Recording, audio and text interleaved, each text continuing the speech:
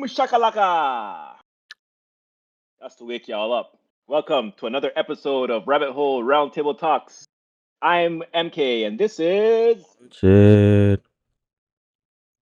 yeah. What did you just say? Wanted. I thought you said chill. Nah. Well, I got some a factoid for the audience. This week is gonna be a special week. It's a theme week. Woo! All right. So the theme this week is food. And do you like eating meat, bro? I do. No pause. Just like eating meat. Yes. Me too. But guess what, guys? There's a campaign right now. It's called Flour Power. It's a campaign to get real bread to more people. At first, I thought they meant bread like in money, but that's not what they meant. So, the article is from positivenews.com, and it says bread is a household staple, but many people can't afford a proper loaf. The Real Bread campaign is on a mission to change that. Its puns are many, its passions for better bread singular. The Real Bread campaign aims to improve loaves for everyone. I don't know what they were trying to make a pun there or not, but I didn't get Yes. it. Lives. Whether whether you're interested in local food, transparent labeling, therapeutic baking, or just tasty toast, finds Robert Penn. I botched that so badly. Companions are the people we break bread with. The word is derived from the Old French compagnon, literally one who breaks bread with another, and based on the Latin cum, together with, and panis, bread. From Spanish and Italian to Finnish and Russian, the word exists in many languages. Bread connects us materially and symbolically to each other. The UK's Real Bread campaign has been sharing ways of making bread better for us and for the planet for 15 years. Driven by a bold ambition that touches on political, education, public health, farming systems, and food production, to name but a few, its mission starts with a clear, simple, and accessible definition of real bread. So, bread made without chemical raising agents, so called processing aids or other additives. That's their definition. I love knowing that we're helping ever more people enjoy delicious, nutritious, additive free bread, says Chris Young. Wrong voice. I thought it was a woman. Okay. Who's a campaign coordinator since 2009. My I love gosh. hearing about the joy and sense of achievement people get from making their own bread and seeing this in their smiles. I love knowing how our work is helping people set up and run small, successful businesses. I love that we promote actions that are better for the environment, better for local economies and communities, better for people's health. One I sometimes forget because it's so subjective. Better for flavor. Yeah, he was hyped. Part of the food and farming charity Sustain, the Real Bread campaign runs many projects and enterprises that focus on different aspects of its vision. The campaign lobbies the UK government, by the way, this is all in UK, it could never be America, to adopt its, sorry, positive, I take that back, it could be America one day, to adopt its proposals for an honest crust act to update and improve the composition, labeling, and marketing standards of bread, to give people the chance to make a better informed choice about what they buy. In the past, Together We Rise oversaw therapeutic and social baking initiatives. No Loaf Lost helped many small bakeries reduce surplus and waste. And Need to Know is a manual for micro bakeries. All right, I'm gonna let my bro take over because I just think you guys should hear a new voice. What do you think, bro? That's the reason? Yeah. Yeah. Sourdough September is a long-standing initiative to encourage people to buy or bake their own additive-free sourdough bread. A current project is Bake Your Lawn, which teaches children how to read bread starts Oh, which teaches children how real bread starts in a field, not in a factory. From a handful of wheat and a square meter of soil, the guidebook supports adults in leading kids in a hands on journey of discovery from seed to sandwich. 10,000 plus children benefited from the Bake Your Lawn and Lesson in Loaf project. Real Bread campaign ambassador Marcia Harris, pictured above, works at a school in Islington, North London, where she's made real bread with pupils for a few years now. Harris is also growing wheat with students and has recently Weed? taken Just kidding. Keep going. delivery of a professional oven to bake what they grow. We've had it installed and will be starting our first large project in April, says Harris. We're still working on the best ways to make the most of it. She plans to host bread related parent child workshops and in the longer term to offer children the opportunity to be bakers once a week. Additionally, we'll be using the oven as a core activity for individual and group work, focusing on social and emotional development. Real bread Nice. shouldn't be a secret kept from kids or indeed anyone, enthuses Young. It's true that small, real bread bakeries, which help keep our high streets alive, simply can't put a loaf on the shelf at the same price as supermarkets stocking an additive laden industrial dough product. But the True. campaign's Real Bread for All guidance encourage more bakeries to run paid forward and other schemes that offer bread at a more affordable price to people on the tightest budgets in the bakery's closest communities. Don't Mm. forget, too, that real bread can also be made at home for pence, notes Young.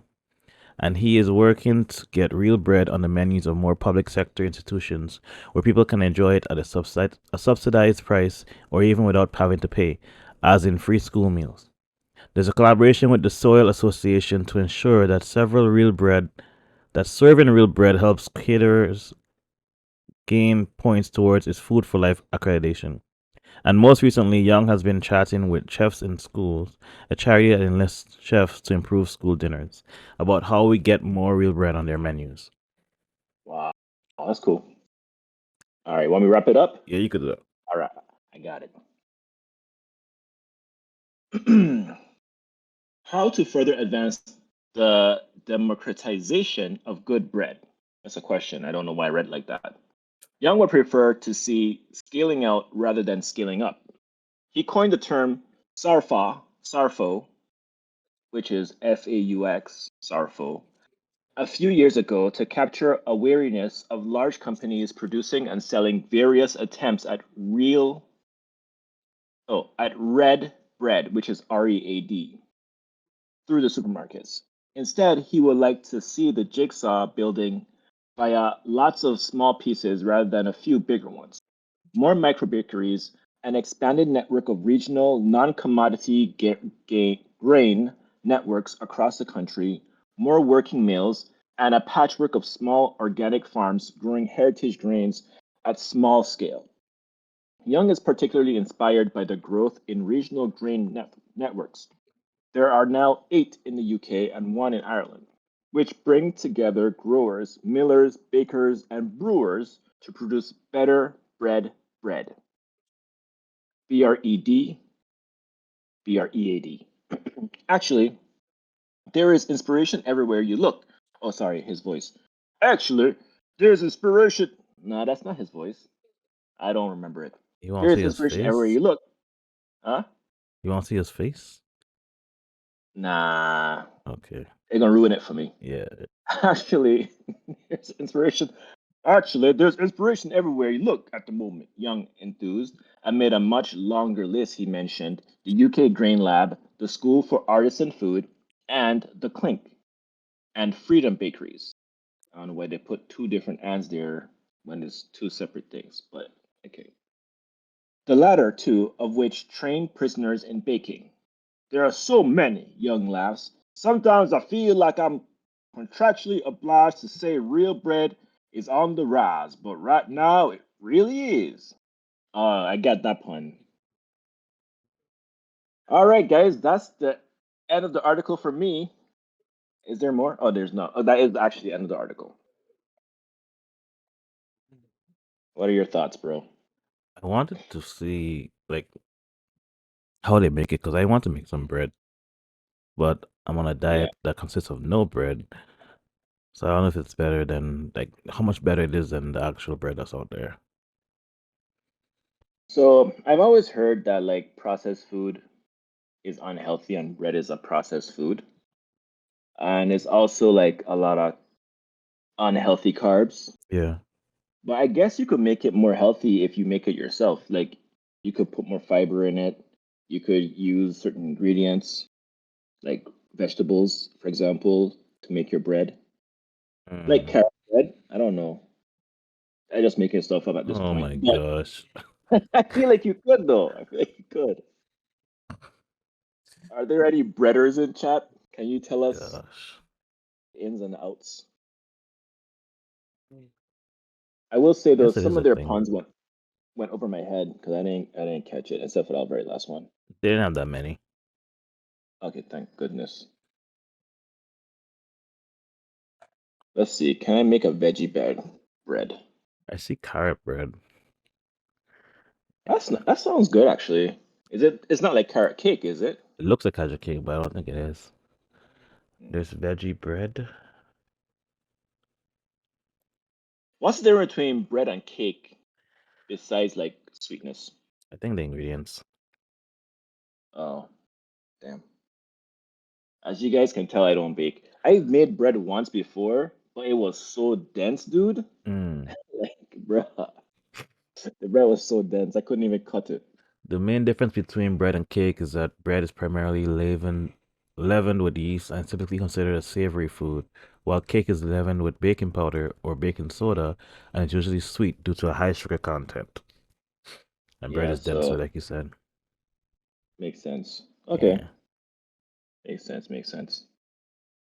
Well, speaking of eating healthy and about bread, kinda, there's a new Michelin star restaurant. Its name is Plates London, and it became the first UK vegan restaurant to win a Michelin star. Curious diners have been packing out the Shoreditch Eatery to sample a menu packed with layers of flavor and texture. A tick bite almost ended visionary chef Kirk Howarth's stellar career, but now it's unexpectedly earned him a history-making Michelin star. Plates, the London-based eatery Howard founded with his sister Keely, pictured above. Let's take a look at Keely.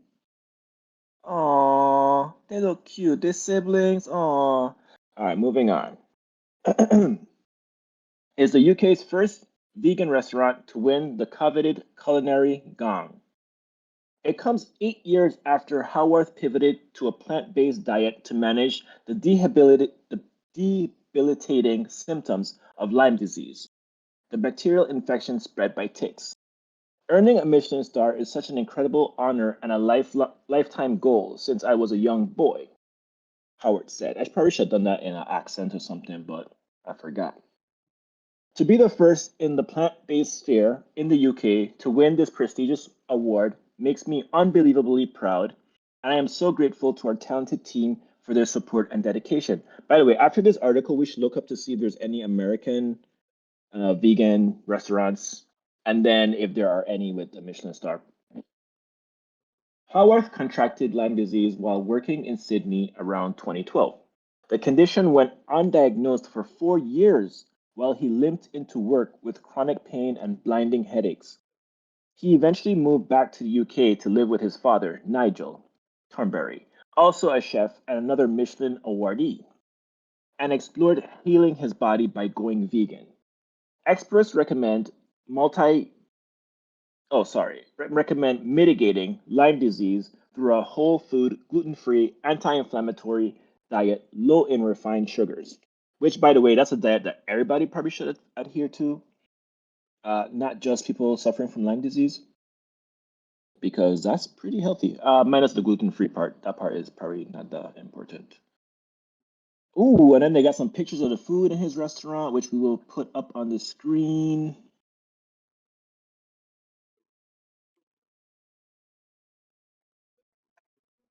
All right, that should be long enough. Howarth used his classical training to find fresh inspiration within the boundaries of a meat, fish, and dairy-free menu, and eventually teamed up with Chile to open plates in 2024, showcasing their devotion to both food and nature. Michelin's notoriously picky inspectors found that Howard's dishes could convince the most committed of carnivores. Oh, that was a sentence. He is clearly passionate about what he's doing here, they said.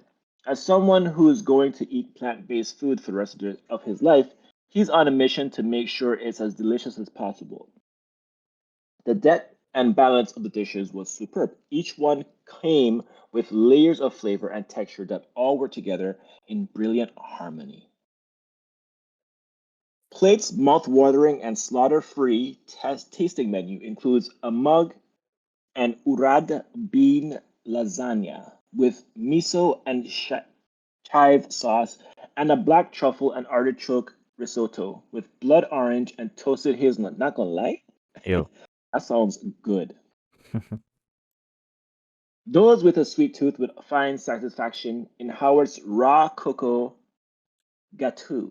I don't know how to pronounce that. Served with sour cherry and coconut blossom ice cream. If you're already salivating, we'd suggest getting your reservation in early. At the time of writing, Plates was booked up to 2 months in advance. In Ish. the meantime, yeah, in the meantime, watch out for the Plates Farm and Retreat opening in southwest France in May. More pictures with him and his sister. And The then looks like Valkyries. I don't know what that is. All right, thanks, bro. What the Okay. inspectors ate. Since it opened, Plates London has been permanently packed, and not just with vegans, found Michelin's inspectors. The restaurant is full of curious and discerning diners who are here not because of their diets, but because they've heard it's one of the most exciting restaurants around. Here are the dishes they sampled on their visit. 1. House laminated sourdough bread, whipped butter, fermented red currant, winter spices. Ooh. This glistening golden roll was warm and flaky, almost like a croissant in texture, with its lovely crisp exterior and soft, slightly sweet interior. The butter served with this signature bread is often infused with spirulina, but during our visit we were treated to a seasonal variation. The cashew based butter was enhanced by warming spices and sharp red currants to cut through the richness. 2. Nice. Barbecued maitake mushroom, black bean mole, kimchi, aioli, and puffed rice. I love mole, so you got me. After several inspector visits to Plate in the last year, every one of us came out singing the praises of this exceptional mushroom dish. The maitake had a delicious natural flavor, earthy and with a buttery texture. Elevating the dish was a superb mole, which had outstanding depth of flavor and was topped with a subtly spiced fine kimchi and a sprinkling of puffed rice. Wow. The way each layer of flavor and texture married together here was a prime example of everything this kitchen is great at. 3. Rice pudding ice cream, chewy beets, and mulberries. One of three desserts when we visited, this was a fitting introduction to the sweeter courses. Again, it was a supremely well balanced, with the sweetness of the smooth rice pudding ice cream contrasted by the acidity of the mulberries and tangy beetroot jam. Chewy beets and shards of toasted rice flakes ensured this was another course where the textures were just as interesting as the flavors. 4. Wow. Raw cocoa gratin, sour cherry, coconut blossom ice cream, African pepper, toasted macadamia, and raw caramel.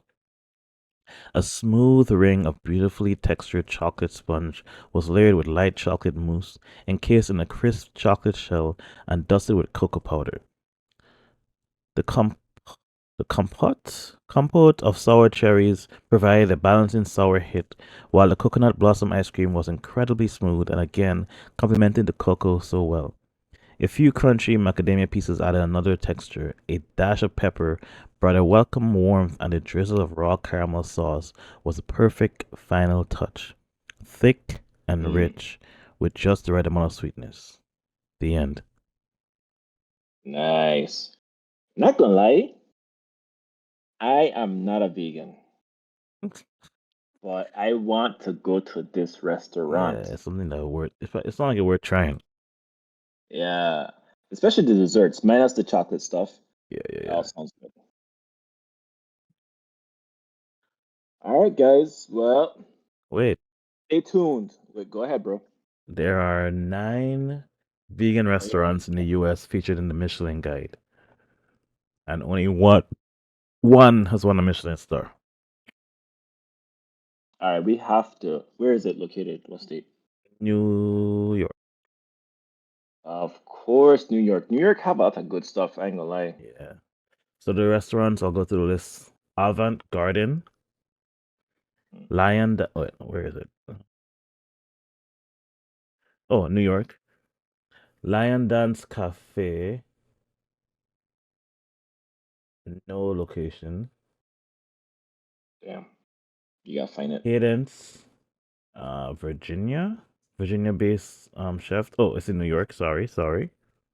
Wow, The one they're that all in New won the York. Michelin star is 11 Madison Park, is the name of the restaurant. That's in New York. Bloom Plant-Based Kitchen. It is in Chicago. Plant Food Plus Wine is in Beverly Hills. Millennium is in San Francisco. Shizen, uh, I don't see a location for that one. No, that's it. Damn, the East Coast needs to step their game up. Oh wait, New York is in the East Coast. Yes, it Never mind. is. Uh, the South need to step their game up then, Yeah. because I need some food. Hey, wait, What are you pause. talking about? Is vegan food less expensive than like food that contains meat? I don't think so. Oh, I feel like well, everything healthy is like more expensive than the cheap stuff, the yeah, processed stuff. dang. Let me see.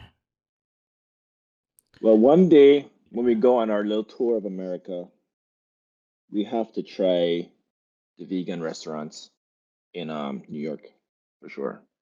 Mhm. At least one of them. Yeah. But I gonna just bring my own meat in case.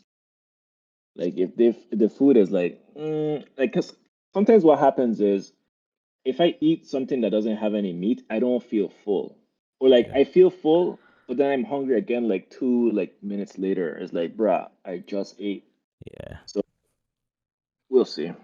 So I found an article that says that even though the vegan options are usually more expensive, that's on the prepared side. So if you buy the ingredients yourself and you make the stuff yourself, it can be cheaper.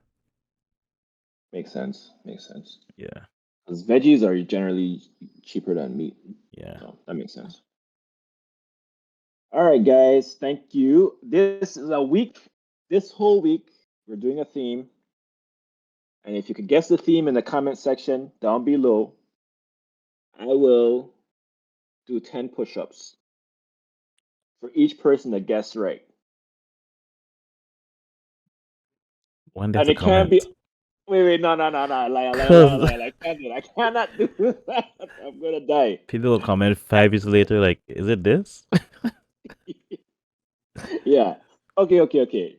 I'll do one push up for every like on the video. Oh, that's good.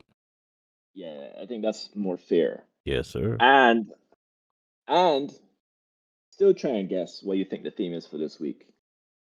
All right, y'all. We'll see you on Wednesday All right, for some odd peace. news with. Oh, no, go ahead. Some odd news with MK and Wanted. Peace.